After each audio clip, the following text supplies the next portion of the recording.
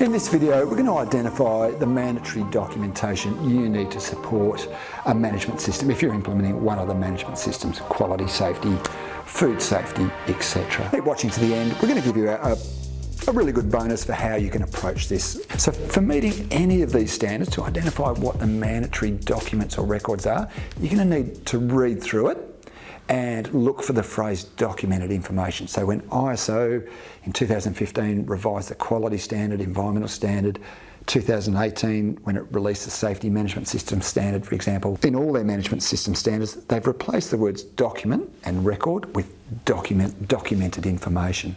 And to work out whether they mean a document or a record, you've got to look at the prefix, the word that comes before that. So where they mean a document, they'll use the prefix maintain as. So for things like your policy or your objectives, your scope of your system still needs to be documented, and it'll have the phrase maintain as.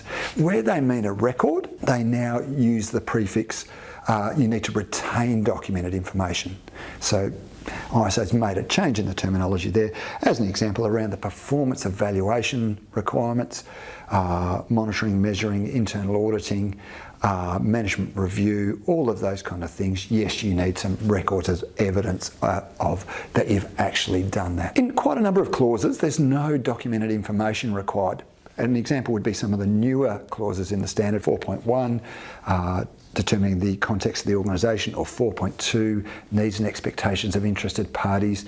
What you can see is in the latest revisions of the standard, ISO's made a little bit of a move away from mandatory documentation. That raises the question then, well, how can we demonstrate conformance if we haven't documented our approach? And we've got a whole, in our previous video series, we've got a whole video on exactly that kind of topic. Yes, your task is to read through the standard, look at where it requires documented information. There is a clause on documented information as well, and it basically says, in there it'll say the documented information you need is A, any documented information ISO has deemed as mandatory, but under that B, it pretty much says, and this is my plain English version of it, that documentation to support your processes where you feel you need it. A common question we are getting at a lot of training we run is, well, how do we demonstrate conformance to external auditors if it's not mandatory to document our approach? Now, we always say in response to that, number one, ISO doesn't write standards to make the job easy for auditors. They write these standards to help you improve your safety or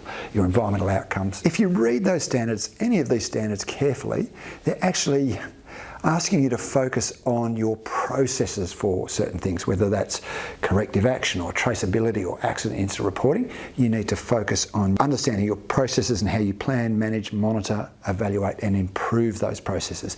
That kind of thinking is totally consistent with what ISO are advocating. There's different ways you can approach a management system. There's pros and cons of any approach, but with one thing people don't always realise, with a software approach, there's a growing range of software out there you can use.